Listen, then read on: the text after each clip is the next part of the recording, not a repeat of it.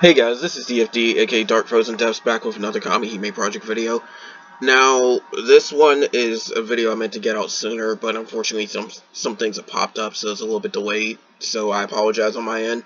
But this is the Marchosias reprint, and it is fire-oriented, so water has the advantage, wind is at a disadvantage, and because it's fire, you're going to want water for the heroic fight.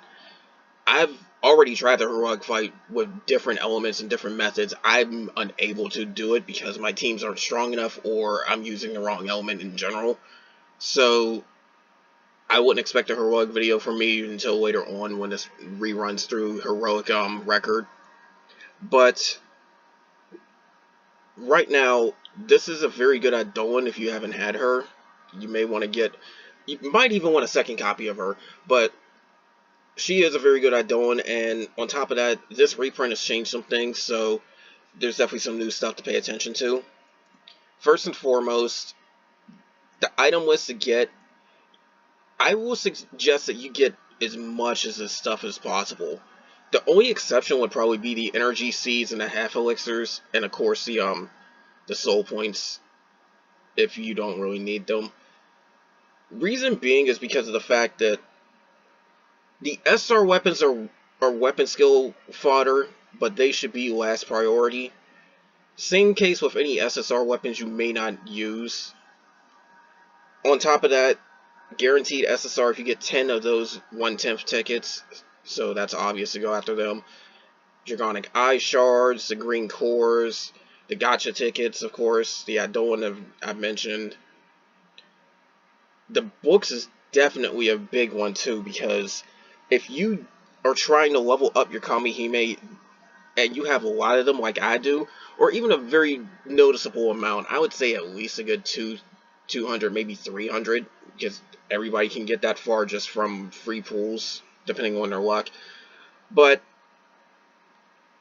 if you're leveling a lot of SR and SSR Kamihime, these books will get eaten up very, very quickly, especially since you need these books for other stuff, like 4th tier souls and all that.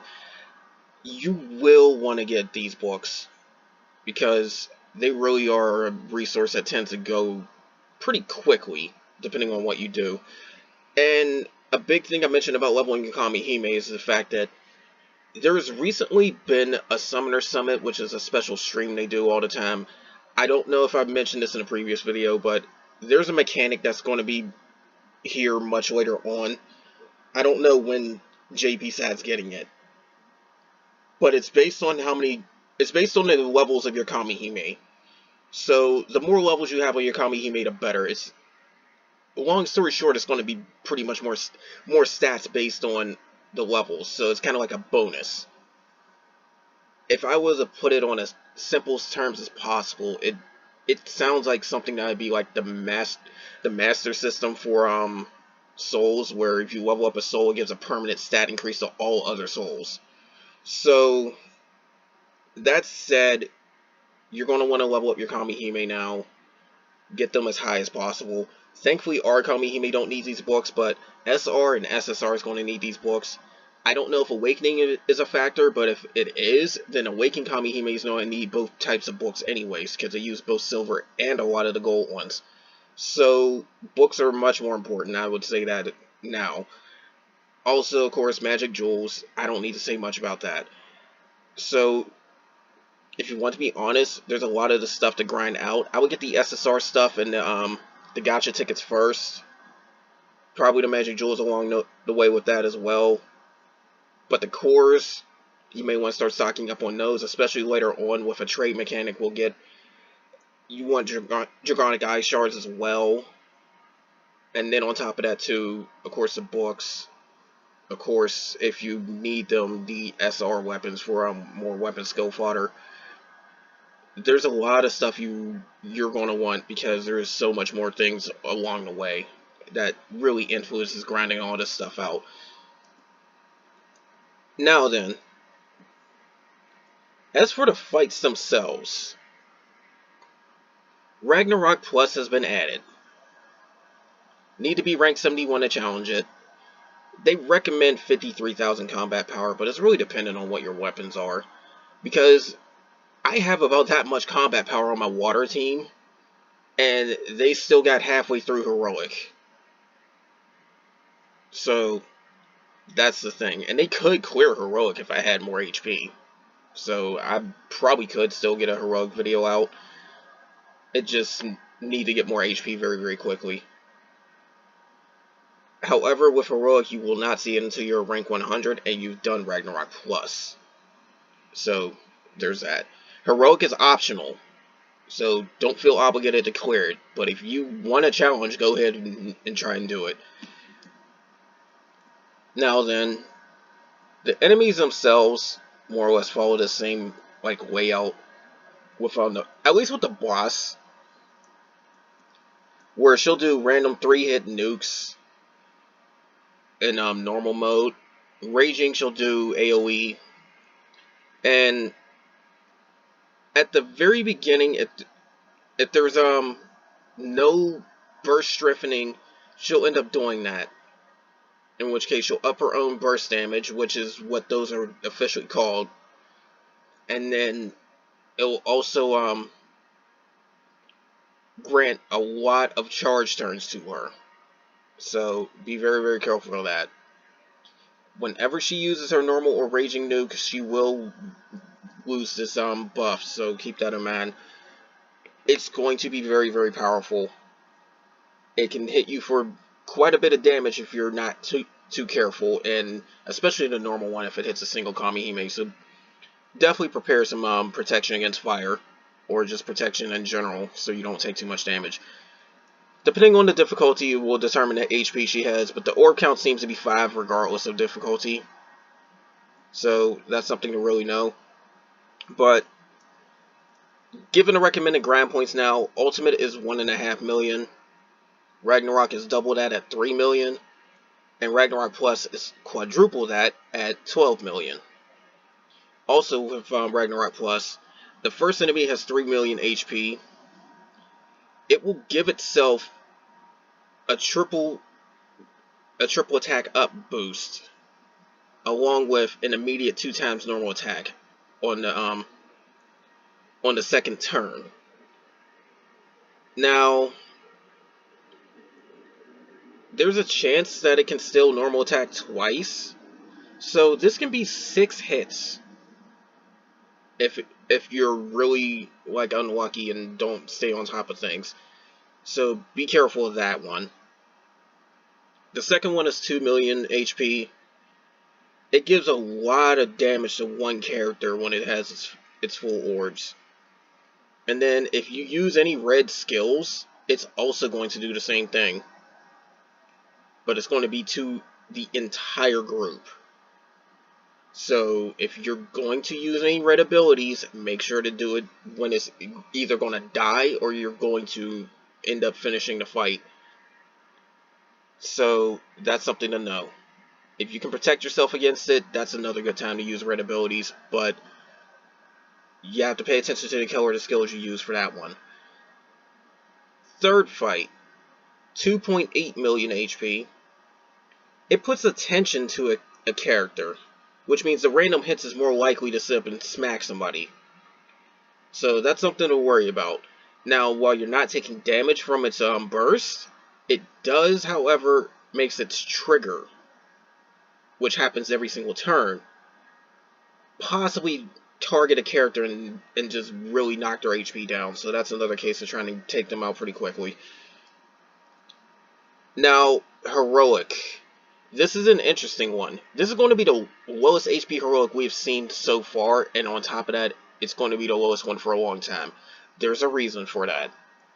First off, pay attention to its orb count. It is 3 turns. You're going to need to remember that. And if I remember correctly, there's no way to extend it either. But the way this fight works, it generally has a one-on-one mechanic where, and it's immune to any abilities that will prevent it from having a turn. Curse and Zombie is also an immunity for it as well, so don't expect that. But the whole mechanic with the fight First turn, it has Invincibility, which means any damage it takes is going to pop up as miss and just not even affect it.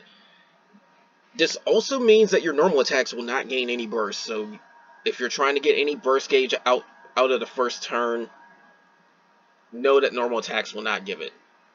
So there's that, because you're not actually hitting the enemy since it says miss. After that first turn, it's going to remove the invincibility, but at the same time, it's going to put 2 special debuffs on 4 of your 5 characters. And it will basically, it will prevent them from being targeted, unless you have something like Hideout, which case it will force somebody else to get the hit. But it also prevents them from moving as well. So that's the other debuff about that. The Kamihime in your 5th slot is going to go first, then the one in your 4th, then the one in your 3rd, then the one in your 2nd slot, and then your soul is going to go last. This is how the one-on-one mechanic works. The first 20% of her HP, it's basically going to just have normal mechanics where it just attacks normally, it launches a burst and damages you. However, it's going to gain a charge. Now, if that charge is at 2 and it bursts again, fixed damage of 100,000 will happen. You cannot avoid this. That will instantly take out the character. Now, that means that you're going to either A, want a very good sub-slot character to come in and finish things, or B, want to take it out before 12 turns.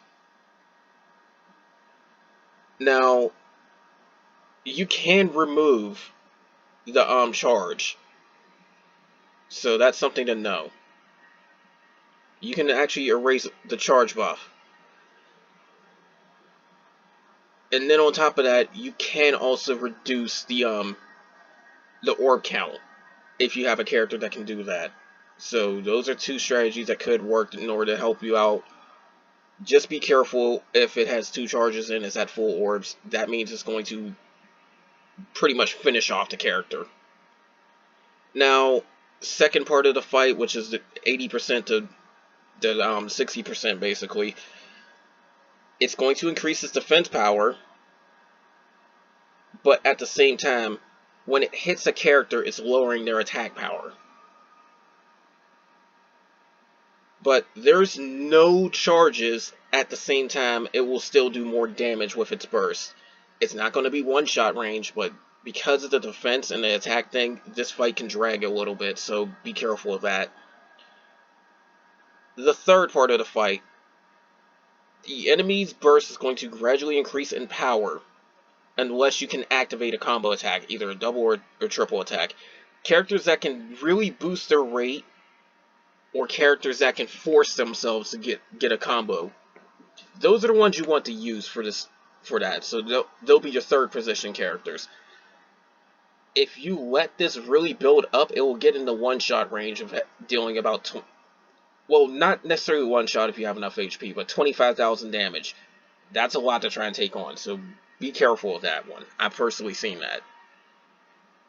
But if you're comboing, then it won't give itself that buff. The problem is it also puts a debuff on that character that reduces their combo rate. So if you have a means to remove it, or flat out prevent that, or just give a guaranteed combo, then yeah, that's the way to go. Those of you that happen to have South Star would definitely want to use her for this part, because she'll give you a guaranteed combo for a few turns, so that will definitely help you out. 4th stage, the attack power and the combo rate is going to increase every time it bursts. You want to try and take it out of this HP stage as fast as possible. Characters that can do a lot of damage in a short time is going to really help you out here. And then the last 20% of the HP is going to be a one-on-one with your soul. And it's generally going to have the mechanic that you've seen in the other difficulty levels, where it's going to increase its burst power, and then put its charge turns basically to max. So full orbs. Definitely want to finish this fight off as quick as possible as well. So remember, your 5th slot character is going to have the first 20% HP to deal with. 4th slot character is going to have the next 20%. 3rd slot is going to have the middle part of the fight, and so on. It's generally a one-on-one the entire time, and that's why the HP is so low, because it's going to take a lot to deal a good significant amount of damage with just one character.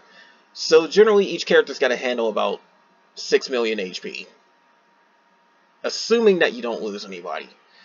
Now if you do lose somebody, then if you have sub-slots, they'll come in, they'll take their place, and you can continue to fight from there. The problem is if you happen to get to 4 characters or less remaining. If that happens, then you will lose the fight. Because everybody will be smacked for 100,000 damage and instantly killed. So absolutely have sub-slots just to be safe. And then on top of that, pay attention to who you have in your character slots as well. That's really important for this fight. Also, a recommended soul that you would probably want is somebody like Yori or Paracelsus or Parashurama. It's hard to pronounce their names. But these guys can do a lot of damage in a very short amount of time. You could probably even toss in Medea, because if I remember correctly, her ability damage can really start racking up as well. So, that said, get souls that can really, really shovel out some damage. However, if you know the fight's going to drag, then maybe you'll take Rom or Asclepius. So that's something to know. Now, if you happen to have her, the water version of Chernobog has a very good combo rate. She is limited though, so be very careful with that one.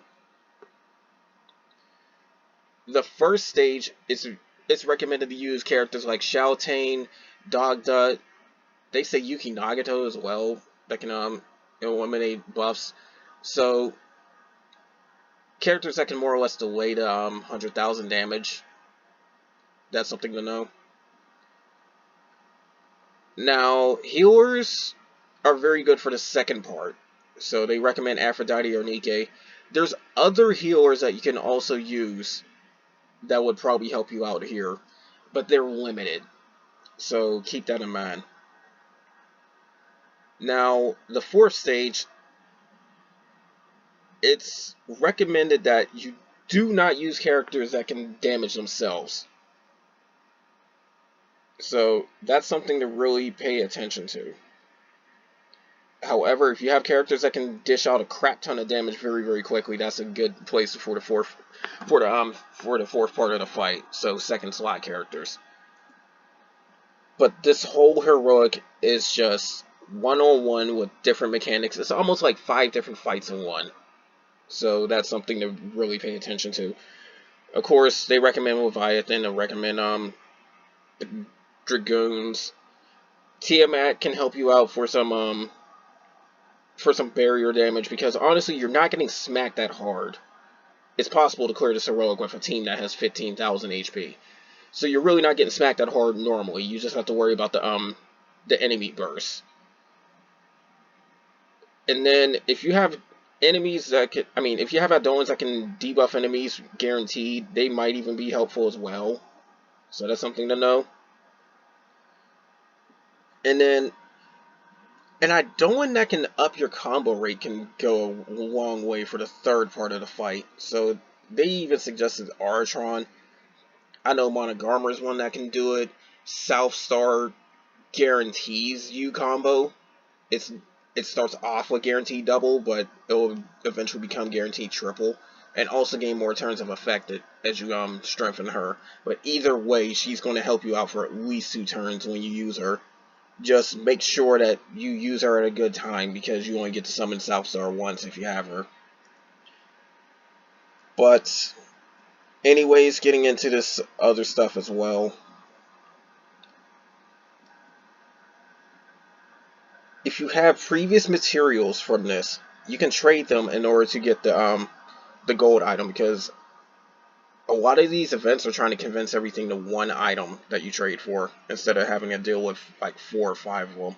So it makes it a lot better to have it that way. Now, here's why. This add-on is very good. It says that fire attribute characters attack power. This is something that you don't really need to pay attention to. You probably won't main slot her because of the character attack, but she does give a burst gauge increase if you're worried about that one. The really important thing you need to worry about is her summon effect. It is going to increase the burst performance of the characters for a few turns. That is both a multiplier increase and a soft cap increase. That can be pretty helpful. On top of that, her base stats are very high. 2000 attack and 600 HP is quite a lot for an event add-on. This is why you probably will want a copy of her. She makes a very good sub-slot add-on. So that said, definitely try to get her. You may even want to get a second copy if you have her already. Now, as for the weapon, it says burst performance up for your fire characters. The one reason why I would mention getting this weapon is because Exceed is not too oftenly found. You may want to get the Exceed weapons. It also comes with Pride when it final breaks, because for some reason that page didn't have it. But while Pride isn't all that great, unless you really know what you're doing with low HP, Exceed is still very, very helpful. So, given that it's a large Exceed that can final break, and Pride still technically works like Assault, you probably want to get this weapon. If you have Exceed weapons, then don't worry about keeping it.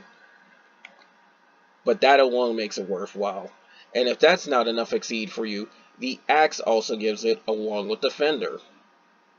And its stats are arguably better because it's got more attack power. It's just that it won't final break. So, that said, both of these weapons can be worth keeping depending on what you use. And then on top of that, this other axe has a burst gauge increase for any axe wielders, so you could even use it as a first slot weapon as well. Burst gauge increases are pretty useful. Now, if you use the arcane one, it says give yourself a response, meaning I do believe it's a counter mechanic where if your character gets smacked, it's going to smack the enemy right back. So that's what that is. But again, Exceed weapons don't come along too often outside of Union events. And while there is a Union event on the way that's fire-based, this can still get you some Exceed before then. So if you need Exceed, you've got 2 Exceed weapons right here and a third one on the way. That should be enough to handle all your Exceed issues to get the max possible soft cap for burst. At least for right now, because it'll increase later. But right now, you can only get 100% to the soft cap increase, and this can pretty much do it. So again, Exceed, very valuable. I would suggest keeping at least one fully upgraded copy of both weapons, just in case. Now, the last thing to mention is the fact that the missions, generally you have to clear Ragnarok Plus without any elixirs. And since you have to clear Ragnarok with Kamihime or lower, you might as well just clear, well, it says or lower, but there's only R rarity for the lowest. But since you have to clear Ragnarok like that, you might as well clear Expert and Ultimate with the same restrictions, because it will still count for those. But you can do SR below for Expert and Ultimate. Ragnarok has to be done with Kamihime. Ragnarok Plus, use whoever. But anyways, that's all for this.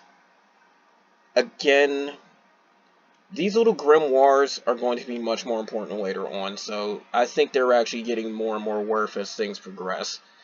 Especially with the announcement of that leveling mechanic that I mentioned earlier again. Think of it like a master thing for Kamihime, where leveling your characters will give additional stats to all the characters.